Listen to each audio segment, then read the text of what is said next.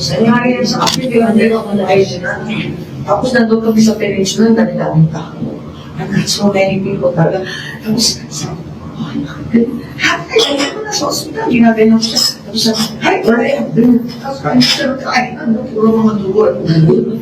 Gross! Hindi ko alam kung pinagtutungkulan niya si Lisa, si FL Lisa. Pero yung huli nating narinig na pangalan is Lisa. O di ba in-invite ka ni Lisa tapos saan nagkwento? Oo, ilang beses na raw na-i-invite dyan, sabi ni Amy Marcos. There's something weird about this video. Let's clarify this. Ang daming questions eh. Kailan siya na-invite? Kung recent yan, I will say na it is a lie. Bakit sinasabi ni Amy Marcos na matagal na silang hindi nag-uusap ni BBM? Yun, it makes sense. Bakit? Kasi pati sa mga pictures, alam natin lahat na hindi sila nag-uusap. Hindi nga sila nakikita pag Sunday eh. Tapos all of a sudden, biglang merong kwento na nagkita sila sa peninsula at sinasabi niya dumudugo ang ilong ng kung sino man.